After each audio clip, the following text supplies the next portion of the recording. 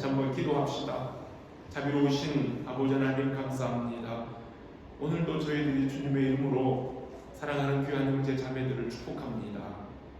이 자리에 모여 예배하는 사랑하는 자녀들, 어린 아이들로부터 어른들까지, 그리고 저희들과 같이 이 시간 함께하지 못하지만 여행 중에 있거나 병 중에 있거나 여러 가지 사정상 흩어져 있는 우리 믿음의 가족들, 지금 어느 자리에 있든지 주님께서 기억하시고 이 시간 예배할 때에 한 마음으로 주 앞에 나아가는 복된 성도들 되게 해주시기를 원합니다.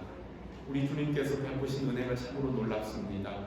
지금까지 지내온 것도 주님의 사랑이요, 앞으로 주님 오신 날까지 주님과 동행할 것을 생각하니 매 순간 감사하고 기쁨이 넘칩니다. 이런 고백으로 살아가는 우리 더러만 교회 교우들 되게 하여 주시옵소서. 연약한 자들에게는 강건한 복으로 채우시고 넘어진 자는 하나님께서 말씀 가운데 일으켜 세워주시기를 원하오며 지치고 쓰러진 자들에게 새 용기를 부어주는 귀한 은혜의 자리 되게 하여 주시기 원합니다. 아버지 하나님, 주일학교 어린 생명들, 청소년들을 위하여 전사님과 교사들의 수고 수고하십니다. 귀한 말씀으로 사랑으로 함께 나눌 때에 저희들이 지혜의 말씀으로, 성령의 말씀으로 날마다 성장하게 하여 주시고 세상을 향하여 하나님의 나라를 세워가는 귀한 일꾼들로 준비되게 하여 주시기를 간절히 바랍니다. 오늘도 함께 하시는 우리 하나님 앞에 감사를 드리오며 예수 그리스도의 이름으로 기도합니다. 아멘. 주일학교 어린이들, 청소년들 선생님과 같이 동하겠습니다.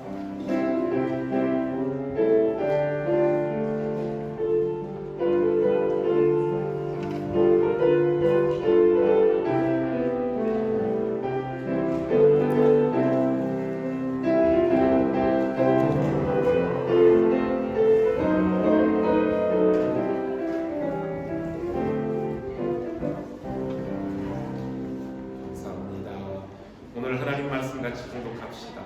요한복음입니다. 요한복음 12장 1절로부터 8절에 있는 말씀. 요한복음 12장 1절로 8절. 우리 한 목소리로 서로 교독합시다. 6월절 엿새 전에 예수께서 베다니에 이르시니 이곳은 예수께서 죽은 자 가운데서 살리신 나사로가 있는 곳이라.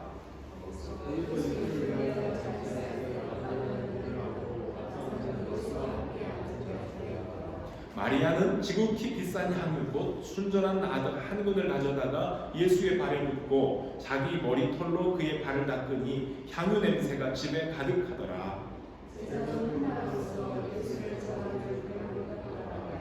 이 향유를 어찌하여 300데나리온에 팔아 가난한 자들에게 주지 아니하였느냐 하니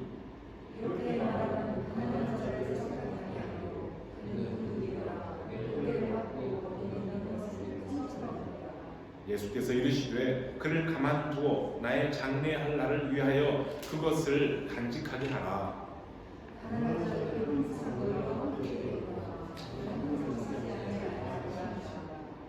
아멘. 오늘 이 말씀을 가지고 마리아의 헌신이라는 제목으로 함께 은혜를 나눌 때 하나님의 사랑이 우리 가운데 함께 하기를 바랍니다. 먼저 한번 기도합시다. 하나님, 이 시간 저희들이 주님의 말씀 앞에 모였습니다.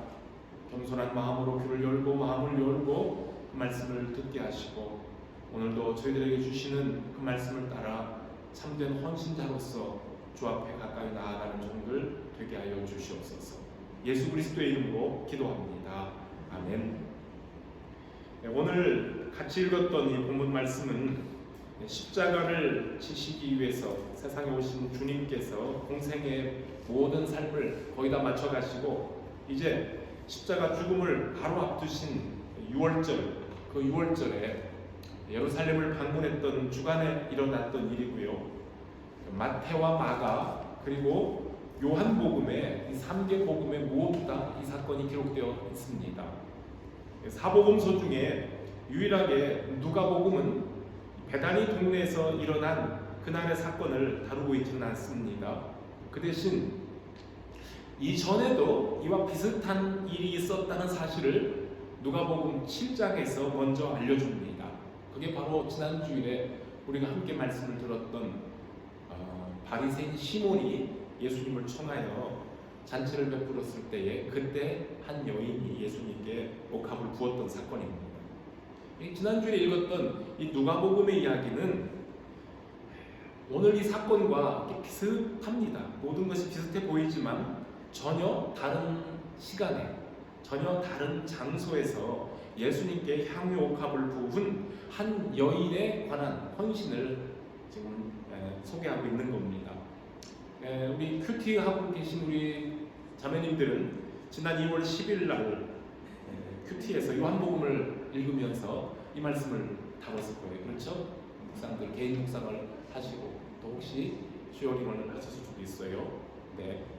자, 그런데 마태복음, 마가복음, 요한복음 이 3복음서에서는 그날 이 베다니 마을에서 일어났던 그 일을 간단하게 기록을 하고 있는데 그 중에서 마태와 마가가 보고하는 내용은 두 사람은 거의가 동일함 일치합니다.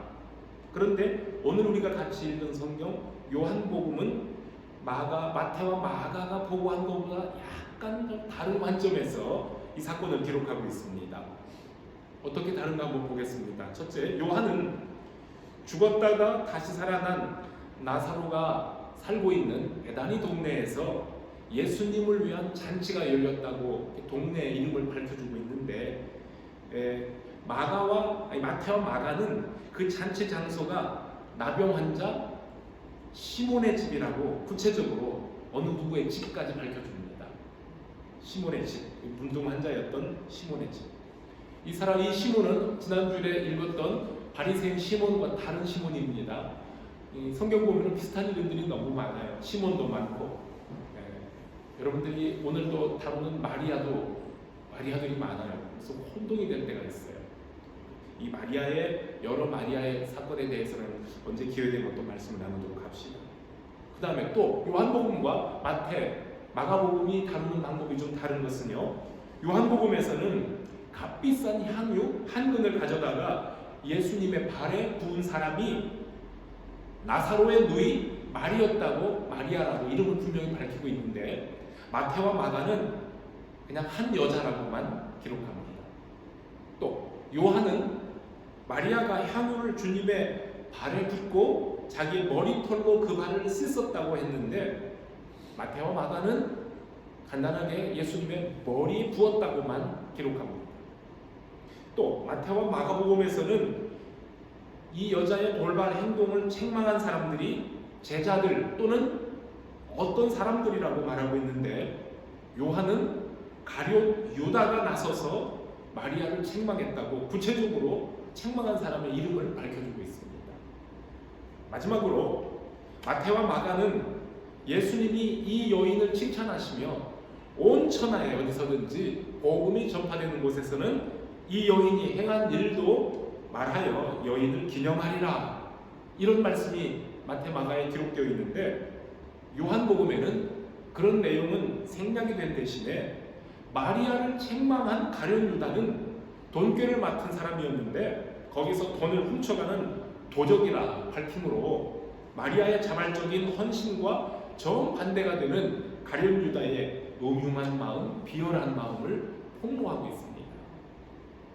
이 사건을 취재하는 기자들이 저마다 다 다른 시각으로 사건을 분석하고 보고를 하는 것처럼 향유 옥합을 깨뜨린 사건을 바라보는 요한의 관점은 여러 면에서 이렇게 차별성이 있습니다. 오늘의 말씀은 요한이 보고한 관점과 요한의 시각을 통해서 마리아의 헌신에 초점을 맞추는 것과 동시에 그 헌신의 정반대편에 있는 가룟 유다의 헌신에 대해서도, 가룟 유다의 헌신이라니까 조금 이상한데요, 가룟 유다의 거짓 헌신, 가짜 헌신에 대해서도 한번 상고해보고자 합니다.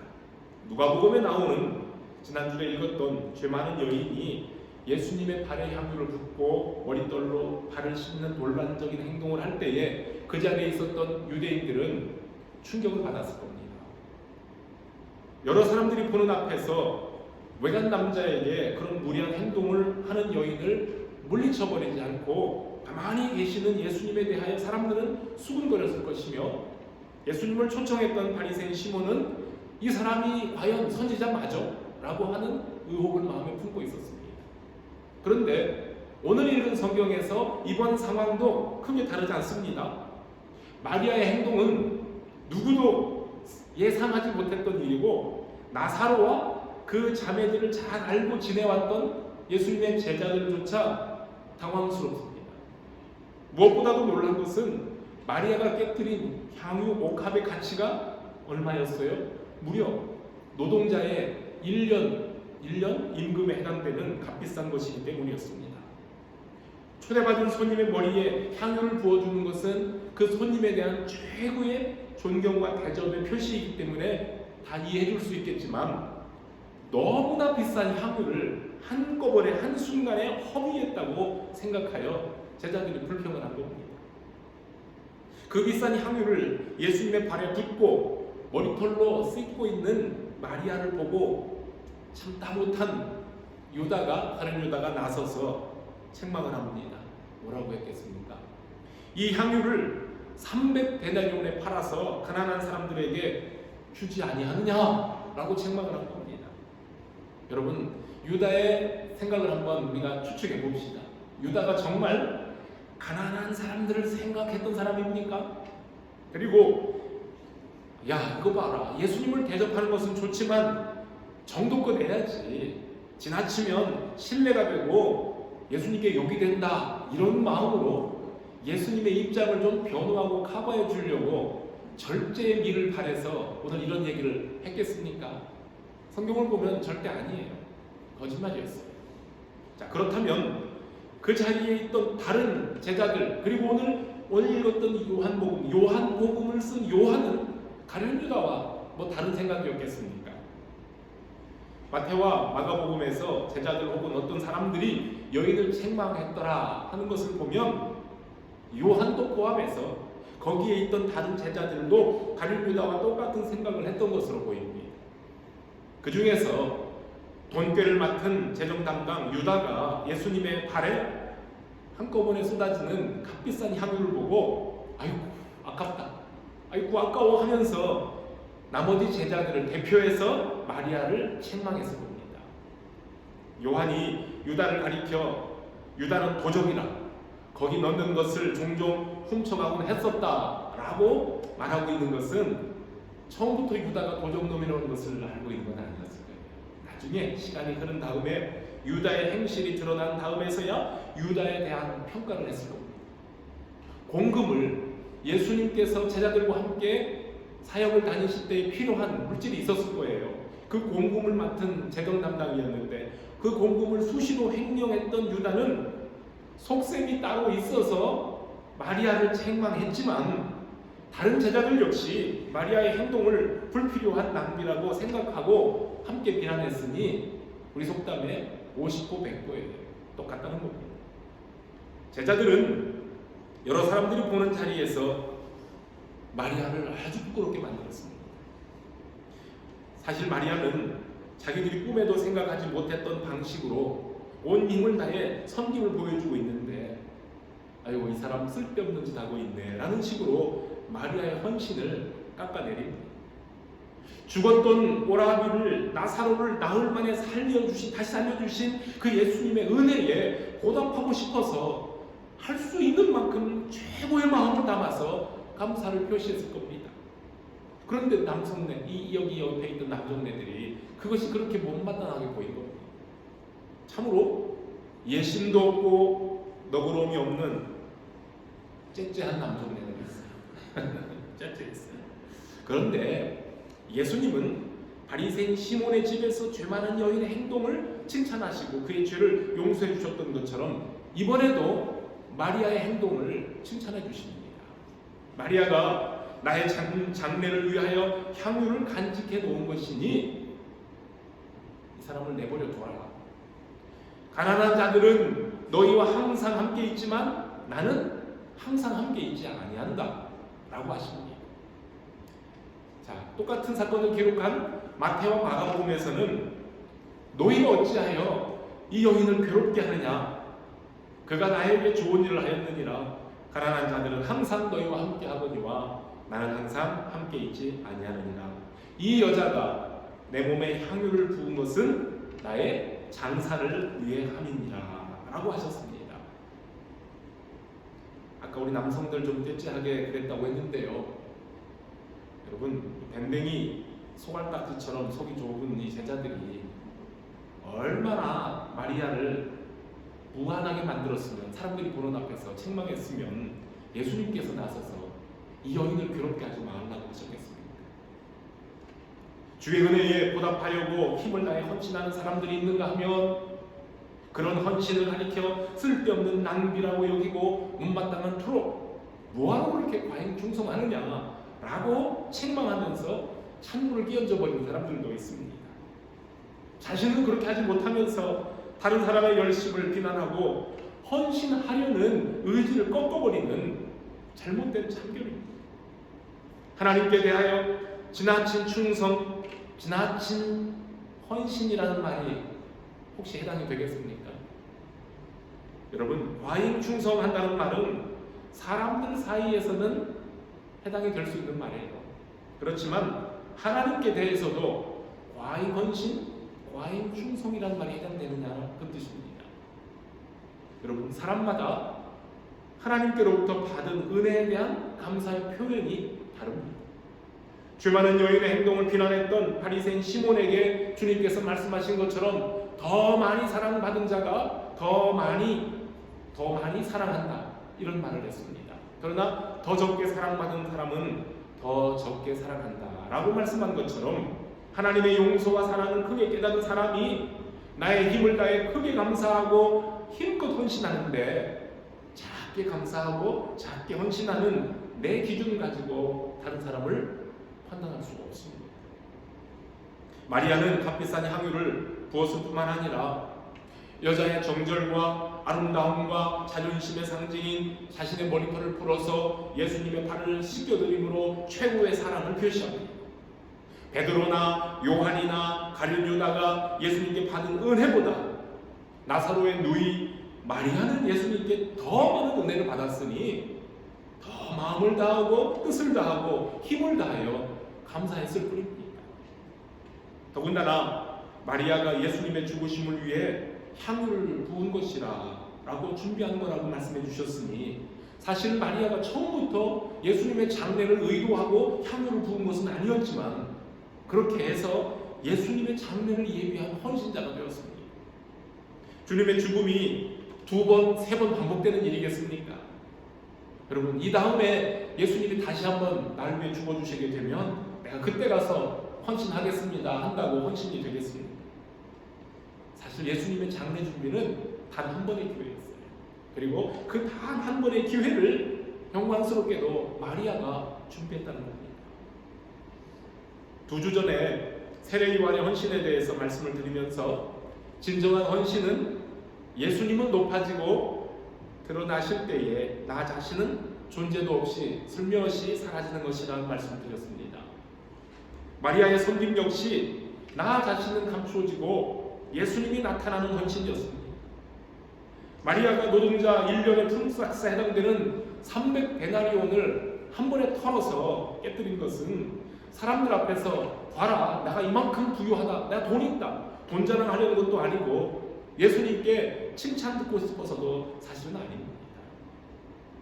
가룟 유다 같은 제자들로부터 당장의 비난을 받았던 것처럼 마리아가 이렇게 하면 어쩌면 사람들로부터 오해를 받고 싫은 소리도 나쁜 소리도 들을 수 있었지만은, 그러나 그런 것 개의치 않고 가장 낮은 모습으로 최고의 경의를 포하며 예수님을 받들었던 겁니다.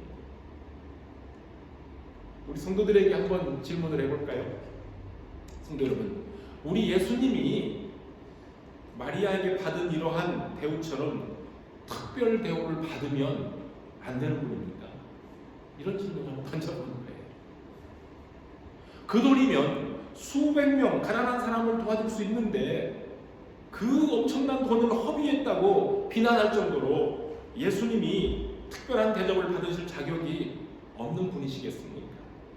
우리 예수님이 항상 가난하고 병든 자, 연약한 자들을 사랑으로 돌보시는 분이신데 언제 우리 예수님께서 제자들에게 야, 이 사람들아, 나에게 좀 제발 좀 대접 좀 잘해라, 니들도 좀 마리아처럼 특별 대접 못하냐? 뭐 그렇게 해보신 적이 있으십니까?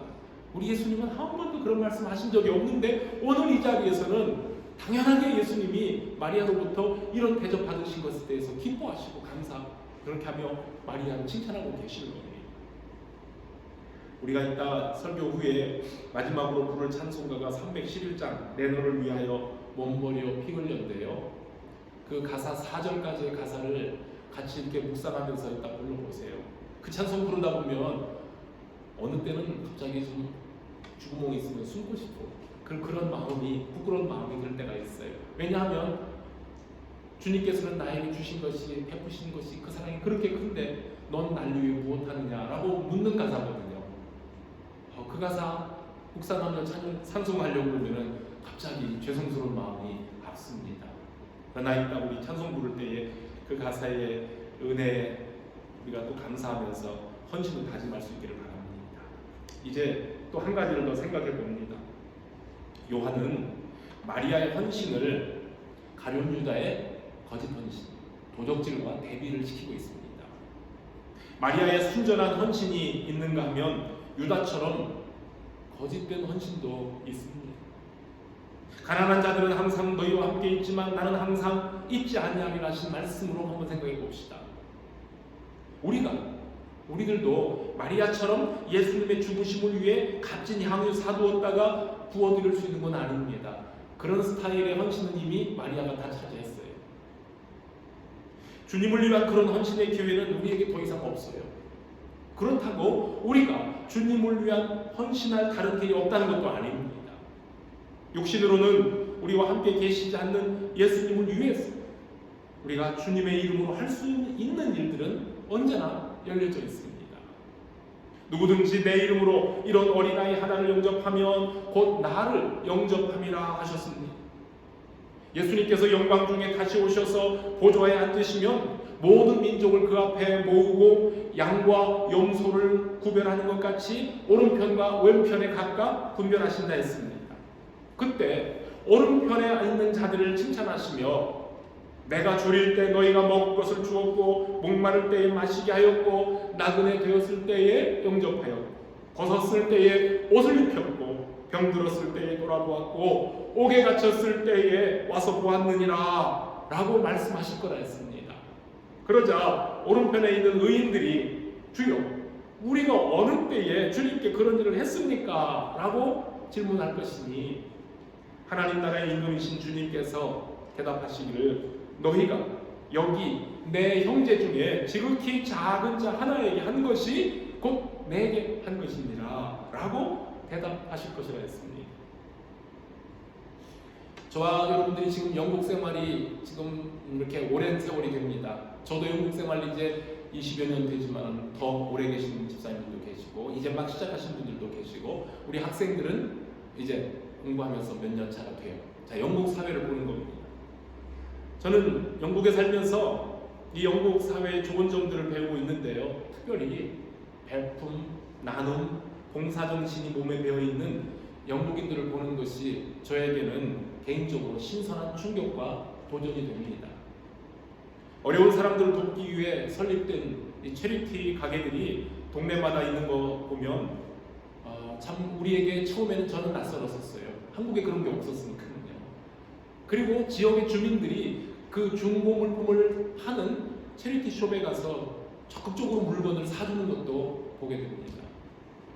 제가 2019년 봄에 이제 안식년으로 영국을 떠나 한국으로 돌아갈 때까지 그 전에 딱 10년 동안 매주 목요일 오전에 옥스포드에 있는 옥스팸 그 체리티 숍에서 자원봉사를 한 적이 있었습니다. 그 옥스팸 숍은 2명의 풀타임 매니저들만 있어요. 메인 매니저와 어시스턴트 매니저 두 사람만 거기에서 돈을 받고 일하는 유급 직원이었고 그 외에 한 50여 명이 넘는 다른 자원봉사자들의 도움으로 운영이 되는 가게입니다. 근데 대부분의 볼런티어들이 일주일에 몇 시간씩 그 봉사활동에 참여하는데 거기에서 제가 만난 봉사자들 중에는 계산대에 앉아서 일하시는 어떤 할머니가 계셨는데 언젠가 제가 한번 궁금해서 여쭤봤어요. 여기서 얼마 동안이나 이렇게 볼런티어로 일하셨어요? 그랬더니 자그마치 50년 전에. 그 가게가 옥스팸이라는 가게가 옥스포드에서 처음 시작된 자선 가게거든요. 그런데 그 50년 역사 속에 50년 동안 계속 본인은 지금까지 일하고 있다고. 80이 넘으신 할머니셔요. 그리고 제가 2015년도에 목요일마다 저와 같은 시간에 일했던 헬렌이라는 할머니가 계시는데요. 그 할머니는 글로스터셔에 있는 영국 성공의 목회자인 딸, 여자 목사님의 어머니이시기도 해요.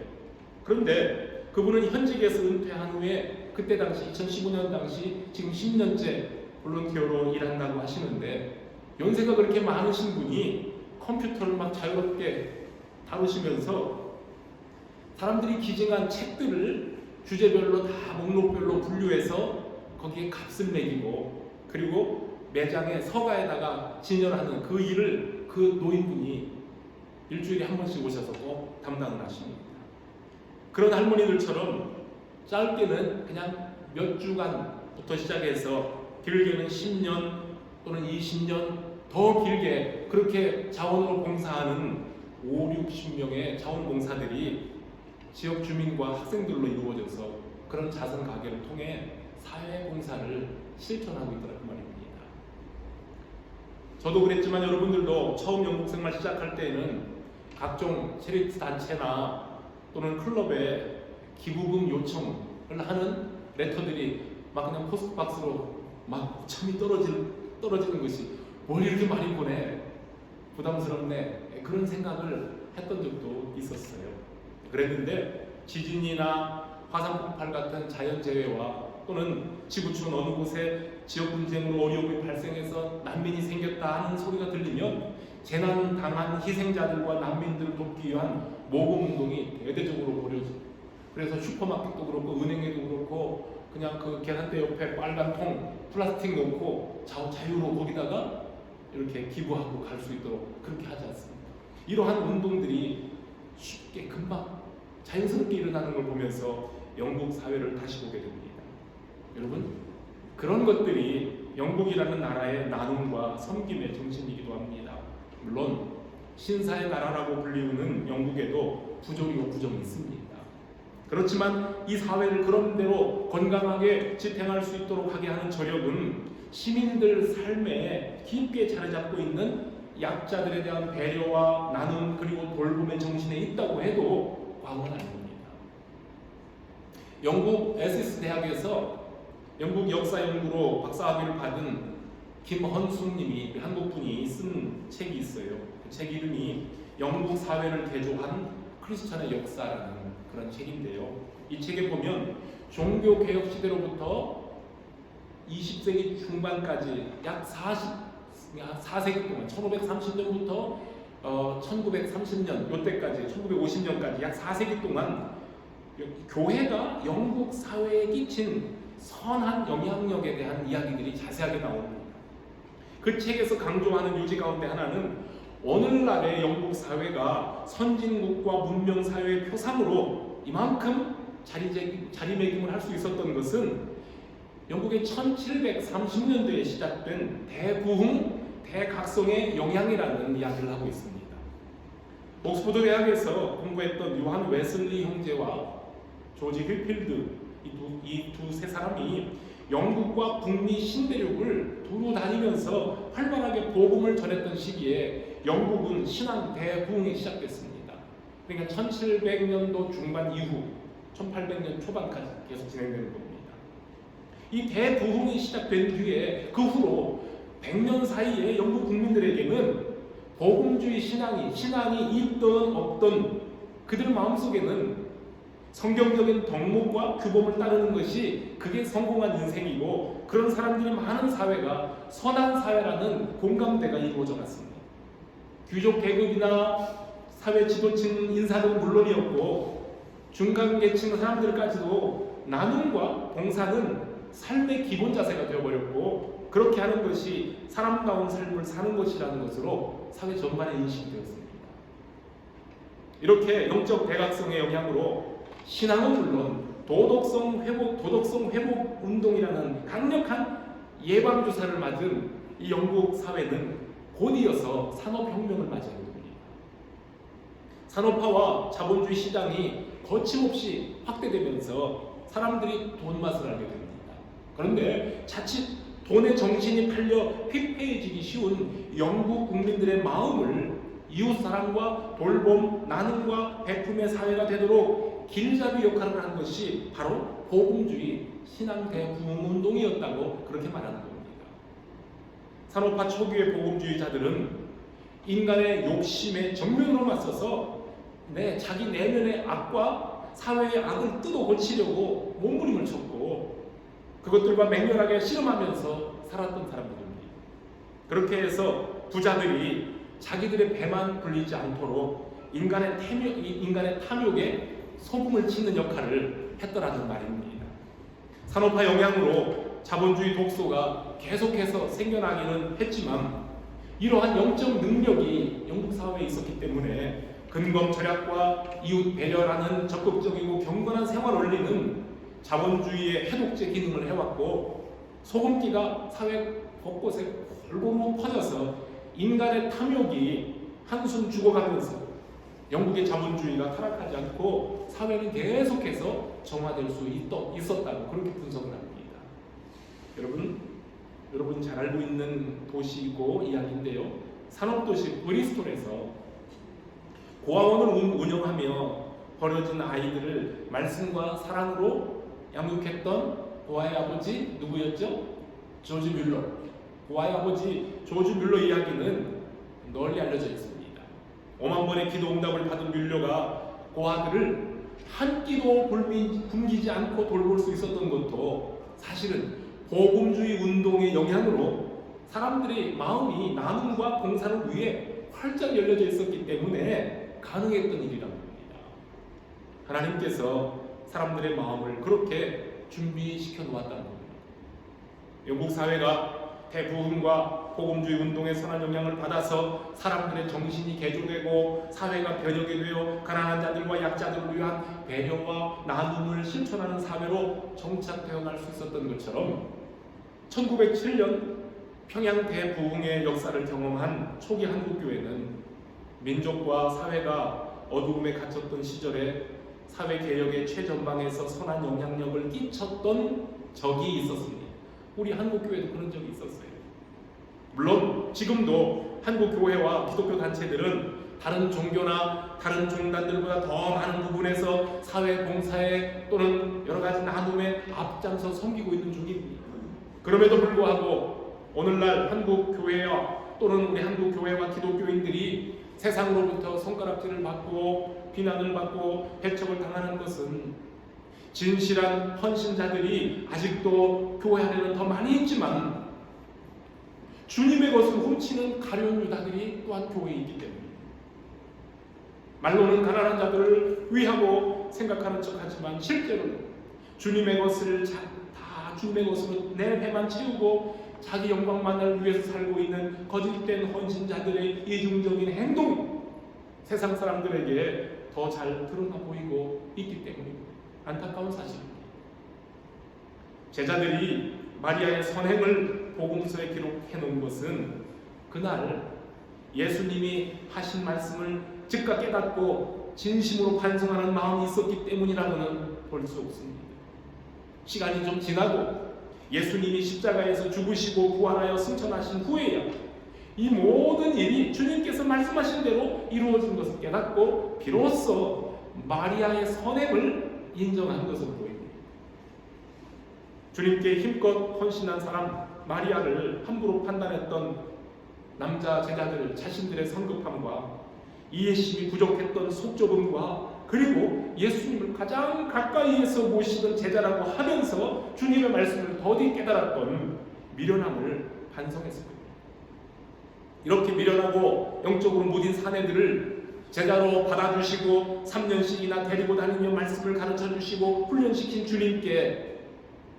우리 주님께서 답답한 우리들 때문에 얼마나 힘드셨을까. 뒤늦게 깨닫고 자신들의 부족하고 이기적이었던 부끄러운 모습을 복음서에 솔직하게 드러낸 것으로 보입니다. 그리고 마리아의 행함을 칭찬하셨던 주님의 말씀을 기억했던 제자들이 복음을 전하러 다니는 곳곳마다 이 마리아의 헌신을 알렸고 또 책에 기록하여 이 복음을 읽는 자들로 하여금 주님을 위한 참된 헌신자들이 되도록 격려했을 겁니다. 이제 말씀을 맺습니다. 영국 대부흥의 주역이었던 요한 웨슬레가 이런 말을 했어요. 당신의 지갑이 회개하기 전까지 당신은 진정으로 회개한 것이 아니다. 지갑이 없어서 다행이네요. 당신의 지갑이 회개하기 전까지 당신은 진정으로 회개한 것 아니다. 이런 말을 했어요. 참으로 그렇습니다. 우리가 주님을 위해 헌신을 다짐할 수도 있고 또 헌신하고 있다고 자부할 수도 있지만 마리아가 주님의 장례를 위해 값진 향유를 쏟아 부은 것처럼 꼭 필요할 때에 필요한 일을 위해 주님의 일을 위하여 주님의 이름으로 거룩한 낭비, 거룩한 허비, 가치 있는 낭비를 하지 못한다면 나의 회개는 진정한 회개가 아닙니다. 내 이름으로 지극히 작은 자들에게 행한 것이 곧 나를 위한 것이라 하셨던 주님의 말씀을 기억하고 지금 여러분들이 몸담고 있는 그 자리에서 주님을 위한 헌신의 삶을 힘써 살아가시는 복된 자들이 되시길 주의 이름으로 축복합니다. 같이 기도하겠습니다.